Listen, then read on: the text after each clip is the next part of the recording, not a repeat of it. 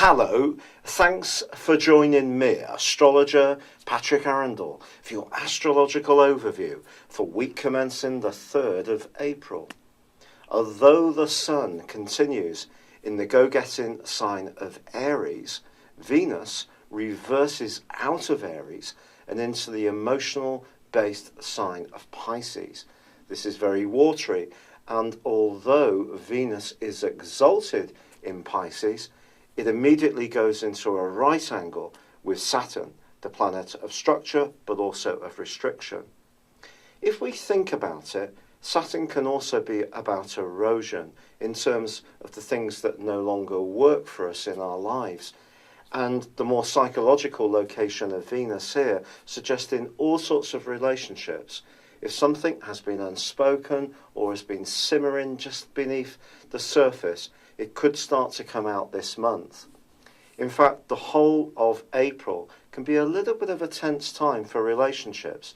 And part of this is going to come from the fact that we have this plethora of retrogrades that are really going to take effect.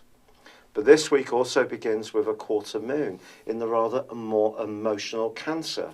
So even if you have got some plans that require action, I think there could be energy around you which needs to stop, check, and whether it's your own emotional needs to make sure that we're not going against what's good for us in terms of those actions, or the moods and situation of those around us. We need to tune into that environment in a sensitive way.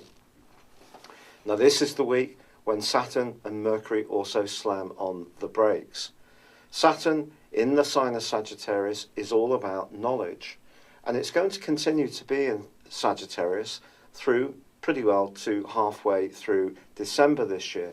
So it's an opportunity, this, to think about, is there elements of our lives where we can deepen our understanding, but also it could mean that some things seem to go slower, or in any issue where we're interfacing with authorities, bosses, where we need to get some kind of approval, those are the areas which things may start to just ebb back a little bit.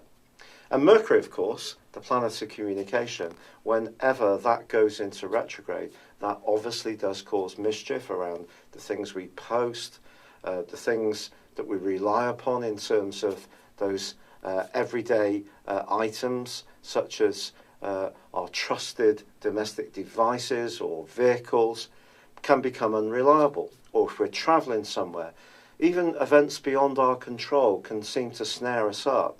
All we can do with Mercury retrograde is to make sure that the things that we're doing in a really precise way to reduce the risk of any issues blighting us.